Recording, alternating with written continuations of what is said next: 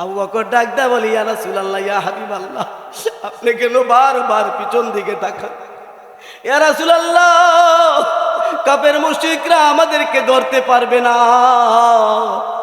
ইয়া রাসূলুল্লাহ, গভীর রাত, অন্ধকার রজনী, কেউ আমাদেরকে দেখতেছে না। ইয়া রাসূলুল্লাহ, কেন আপনি পিছন পিছন দিকে তাকান? আমার দিনের নবী ডাক দেয়া বলে, আবু বকর রে, আমি আমার কাফের মুশরিকের ডরে ভয়ে আমি পিছনের দিকে তাকাই না।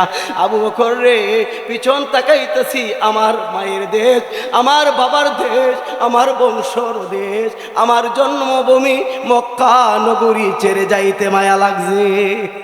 মহান আল্লাহ তাআলা ফরমান,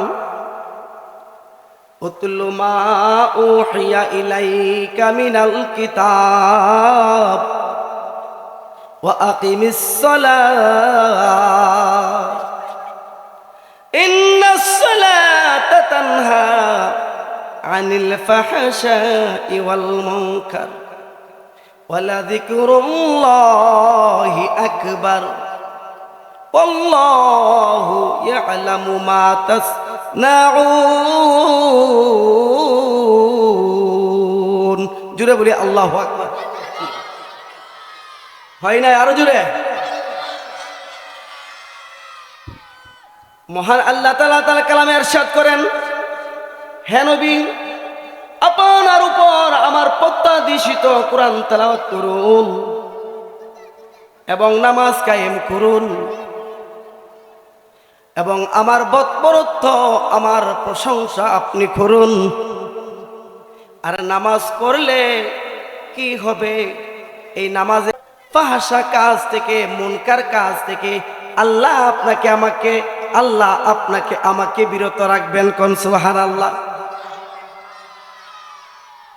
আমার আল্লাহ সব কিছু জানে যা আমরা জানি না। কথা বলুন ঠিক কিনা? তার কালামে আল্লাহ তাআলা বলেছেন, আমি যা জানি তোমরা তা জানো না। সব কিছু জাননেওয়ালা কে? হায়াতের মালিক কে? রিজিকের মালিক কে? আজকে জান্নাতের বাগানে এনে দেওয়ার মালিক কে? এই মাহফিলে বসতি বাড়িতে ফিরে নেওয়ার সমস্ত গুনাহ খাতা মাফ করাইয়া এই মাহফিল থেকে মাসুম বানাইয়া নিয়ে যাওয়ার মালিক কে?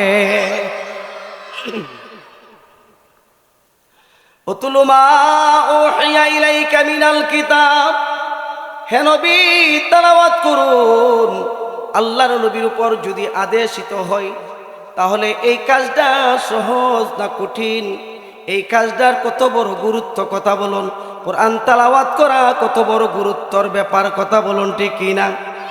প্রত্যেকটা নরনারীর উপরে কোরআন তেলাওয়াত করা ফরজ, প্রত্যেকটা নরনারীর উপরে কোরআন শিক্ষা করা ফরজ, কথা বলুন ঠিক কিনা? এই মধুময় কোরআন আমরা যারা শুনি আমাদের মন কেড়ে নেই, কথা বলুন ঠিক কিনা? কোরআন মধুর বাণী আমি যতই শুনি আমার মন ভরে যায়। কোরআন মধুর বাণী, কোরআন মধুর বাণী আমি যতই শুনি আমার মন ভরে যায়। শুনো মুমিন মুসলমান, পরে দেখো না কোরআন কত শান্তি পাওয়া যায়। মাশাআল্লাহ, এলাকার ছেলেরা, ছোট ছোট বাচ্চারা পারে, কথা বলুন ঠিক কিনা? এই মধুময় কোরআন আমার আল্লাহ নবী সাল্লাল্লাহু আলাইহি ওয়াসাল্লাম যখন তার ঘরের ভিতরে পড়েন, সকালবেলা পড়েন, রাত্রের বেলায় পড়েন, নবীজি কোরআন তেলাওয়াত করে। সকালবেলা কোরআন তেলাওয়াত করে ইয়াসিন ওয়াল কুরআনিল হাকীম। নবীজি কোরআন তেলাওয়াত করেন, চতুর্দিক দিয়ে মানুষে শুনে।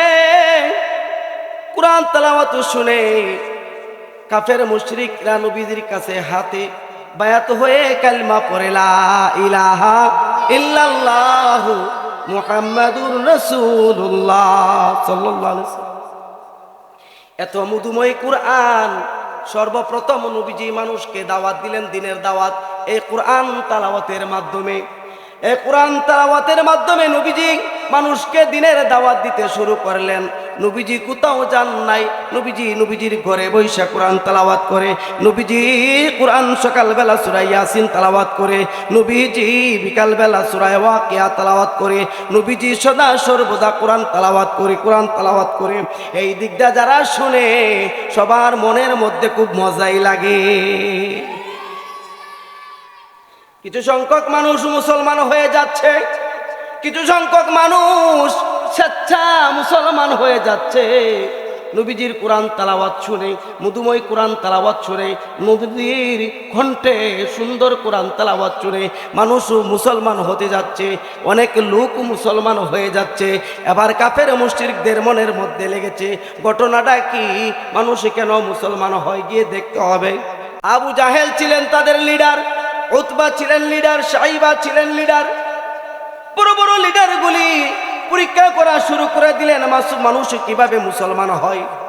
দেখে রাত্রের বেলায় মানুষ রাসূলের কোরআন শরীফ পড়া শুনে এবং কাফের মুশরিকদের মধ্যে একটা রেওয়াজ চলে গেল যে মুহাম্মদ কোরআন তেলাওয়াত করে, এত মধুময় কোরআন তেলাওয়াত, যেই তেলাওয়াত শুনলে মানুষ ঘরে আর বসে থাকতে পারে না, কালমার জান্ডারের ভিতরে এসে পড়ে।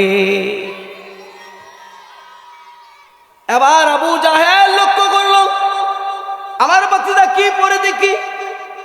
আবু জাহেল রাসূলের ঘরের এক কোণার পাশে গিয়ে দাঁড়ালেন, উতবা এক ঘরের কোণার মধ্যে গেলেন, সাইবা এক ঘরের কোণের মধ্যে গিয়ে দাঁড়ালেন, সাইবা আরেক কোণের মধ্যে দাঁড়ালেন। এইভাবে চারজন লিডার চারজন জায়গার মধ্যে বসলেন।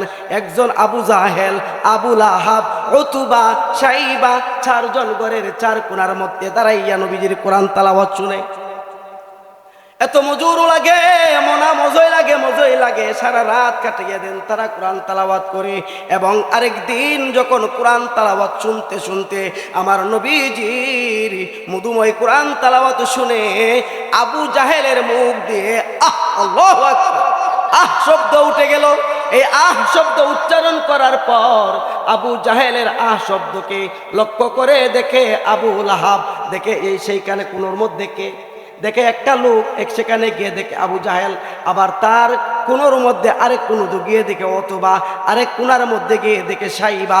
এইভাবে দেখে তারা চারজন লিডার তারা একত্রিত হইয়া বলতেছে, আমরা মুহাম্মদের কোরআন তেলাওয়াত না শোনার জন্য মক্কা নগরীর মধ্যে আমরা বিরত রাখার জন্য মানুষকে আদেশ করেছি, মানুষকে বারণ করেছি, মানুষকে নিষেধ করেছি, কিন্তু আজকে দেখা যায় আমরা সেই মুহাম্মদের কোরআন তেলাওয়াত শুনি। বলতেছে লিডার একটা কাজ করতে হবে, কালকের থেকে মুহাম্মদের কোরআন আর শোনানো যাবে না, আর শোনা যাবে না, বন্ধ করে দিব, কেউ আর যাতে না শুনতে পারে। আমরা আজকে থেকে আমরা বিরত রাখলাম, আর কখনো কোরআন শুনতে আসবো না। এবার রাত হয়েছে, আবু জাহেল মনে মনে লক্ষ্য করতেছে আজকে উতবা সাইবা আবু লাহাব যাবে না, আমি চলে যাই। আবু জাহেল চলে গেলেন। আবু লাহাব বলতেছে আজকে আবু জাহেল আমাদের প্রধান লিডার যখন নিষেধ করেছে কেউ যাবে না, এই কোণার মধ্যে আবু লাহাব চলে গেলেন। এইভাবে প্রত্যেকেই মনে মনে মনস্থ করলেন কেউ যাবে না, কিন্তু ঘটনাক্রমে দেখা যায় চারজন আজকেও চলে গেছে। কোন সুবহানাল্লাহ। বন্ধুরা আমার, বাবারা আমার, অনেক লম্বা কথা। শেষ মুহূর্তে তারা এমন মনস্থ করলো এই কোরআন থেকে যদি আমরা বিরত না হইতে পারি, সাধারণ মানুষই বিরত হবে না। এবার একটা বিবিধ করার দরকার, কি করতে হবে? তারা একটা মিটিং আটালেন। এই মিটিং এর মধ্যে সমস্ত লিডাররা, সমস্ত জনসাধারণ একসাথে বৈশা তারা পরামর্শ করা শুরু করে দিলেন। এদের মধ্যে একজন লোক ছিল, এই একজন ব্যক্তি কে জানি সাদা পোশাকধারী একজন ব্যক্তি আইসা এই মিটিং এর মধ্যে উপস্থিত হয়ে গেলেন।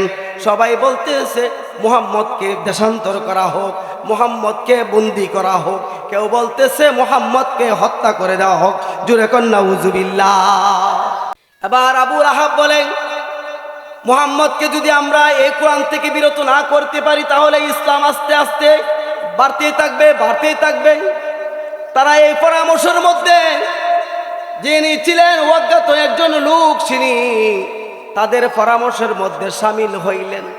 সামিল হয়ে বলতেছে এক একজনের এক একটা, কিন্তু যেই লোকটা বলেছিল মুহাম্মদকে হত্যা করতে হবে, ওই লোকটার রায়কে প্রাধান্য দিয়েছিল। জোরে কোন নাউজুবিল্লাহ। তিনি কে?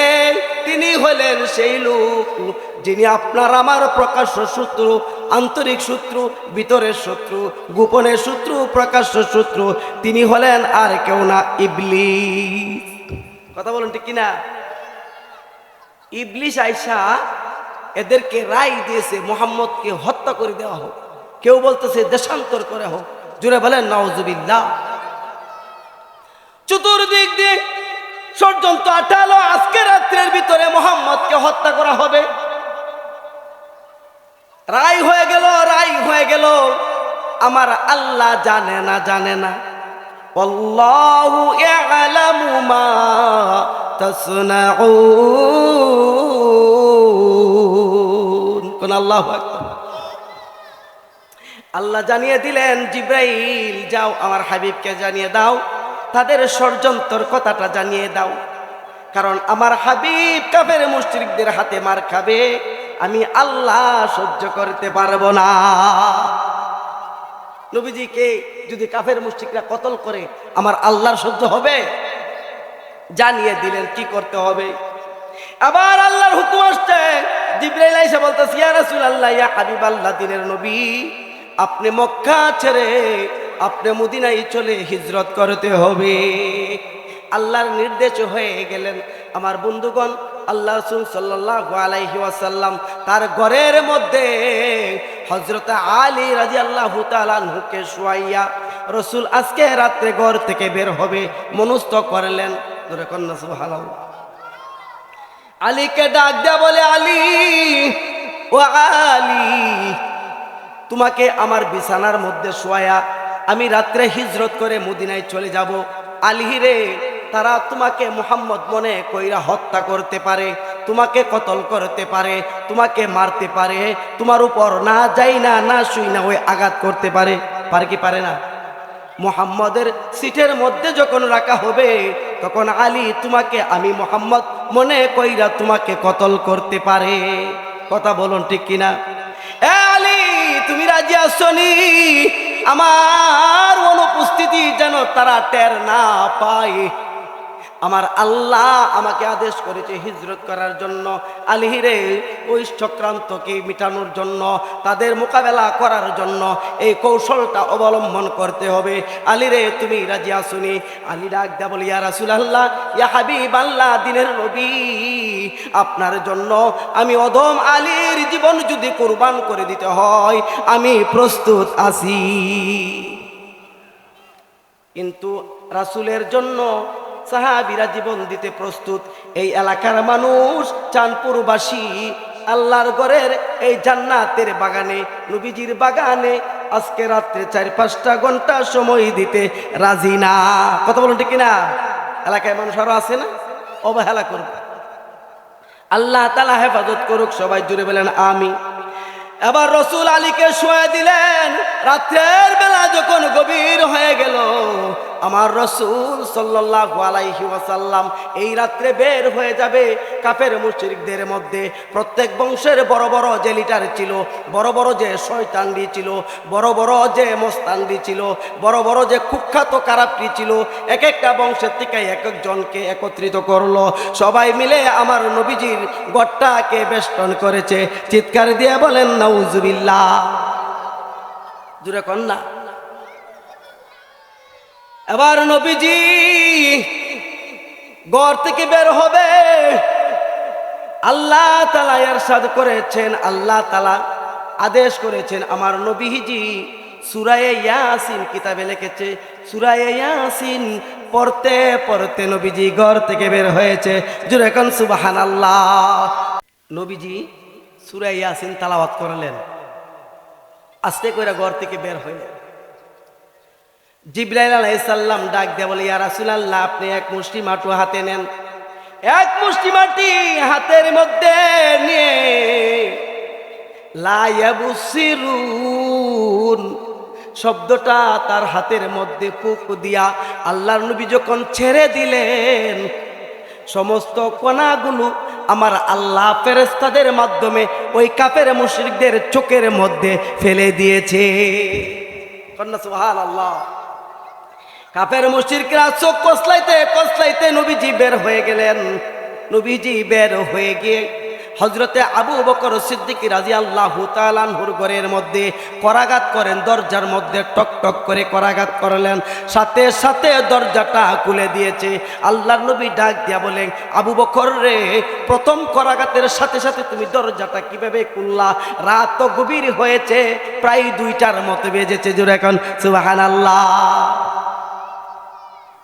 আবু বকর ডাক দিয়া বলে, ইয়া রাসূলুল্লাহ, ইয়া হাবিবাল্লাহ, নবী গো, 6 মাস পূর্বে আপনি বলেছিলেন আবু বকর রে, তোমার আমার কোনো একদিন মক্কা থেকে মদিনায় হিজরত করে যেতে হইতে পারে। ইয়া রাসূলুল্লাহ, সেই দিন থেকে আমি আবু বকর আমার পিঠ কোবা, আমার পিঠটা ওই সাঠির মধ্যে লাগাই না। আমি যদি সাঠির মধ্যে পিঠ লাগাইয়া যদি আমি ঘুমাইয়া যাই, তাহলে আমার দিনের নবী যদি আইসা দরজার মধ্যে করাঘাত করে আমাকে সাথে সাথে যদি আমি খুলতে না পারি, কাফের মুশরিকরা যদি পিছন দিয়া যদি তারা আক্রমণ করে, আর এই আক্রমণে আমার নবী যদি রক্তাক্ত হয়ে যায়, আমি আবু বকর সহ্য হবে না, আমি আবু বকর সইতে পারবো না, আমি আবু বকর টিকতে পারবো না। ইয়া রাসূলুল্লাহ, 6 মাস পূর্বে আপনি বলেছিলেন আবু বকর রে, তোমার আমার হিজরত হইতে পারে। ইয়া রাসূলুল্লাহ, সেই দিন থেকে রাত্রির বেলা বিছানার মধ্যে আমি আবু বকরের পিঠ লাগানো হারাম করে দিয়েছি। কোন সুবহানাল্লাহ। এই ঈমান আছে আমাদের মধ্যে? আজকে আমরা অনেকে ধারণা করি বনের মধ্যে গিয়ে বসে থাকতাম, কত কুয়াশার মধ্যে ওয়াজ শুনতাম, কত ধরনের বাহানা আজকে খুঁজবে।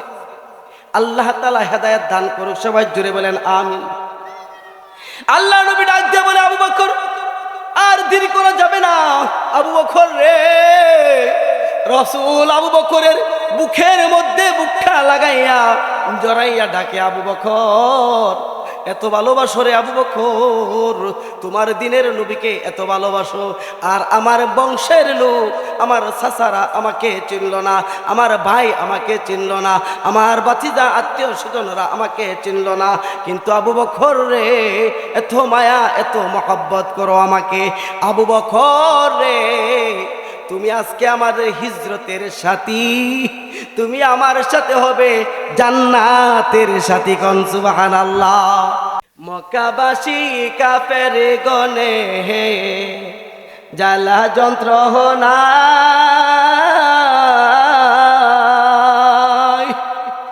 হিজরত করিয়া নবী গেলেন মদিনা। মক্কাবাসী কাফের গনে জ্বালা যন্ত্রণা, হিজরত করিয়া নবী গেলেন মদিনা। আবু জাহেলের অত্যাচারে গেলেন নবী মক্কা ছেড়ে, যাবার খালে মায়ের নবী পিছন ফিরে চায়। অন্ধকারী রাত্র ছিল, সেই রাত্রিতে বাহির হলো, যাবার কালে মায়ের নবী পিছন তীরে ছায়, যাবার খালে দিনের নবী পিছন ফিরে চায়। আবু বকর ডাক দা বলি, ইয়া রাসূলুল্লাহ, ইয়া হাবিবাল্লাহ, আপনি কেন বারবার পিছন দিকে তাকান? ইয়া রাসূলুল্লাহ, কাফের মুশরিকরা আমাদেরকে ধরতে পারবে না, ইয়া রাসূলুল্লাহ, গভীর রাত, অন্ধকার রজনী, কেউ আমাদেরকে দেখতেছে না। ইয়া রাসূলুল্লাহ, কেন আপনি পিছন পিছন দিকে তাকান? আমার দিনের নবী ডাক দেয়া বলে, আবু বকর রে, আমি আমার কাফেরের মুশরিকের ডরে ভয়ে আমি পিছনের দিকে তাকাই না। আবু বকর রে, পিছন তাকাইতেছি আমার মায়ের দেশ, আমার বাবার দেশ, আমার বংশর দেশ, আমার জন্মভূমি মক্কা নগরী ছেড়ে যাইতে মায়া লাগছে। মক্কা নগরী ছেড়ে যাইতে, আমার বাবার বিটাটা ছেড়ে যাওয়াটা বড় কঠিন। আজকে আমাদের মধ্যে কিছু বাবার বিটা ছেড়ে দিতে হয়, এমন একটা পরিস্থিতি অনেকের হয় কি হয় না?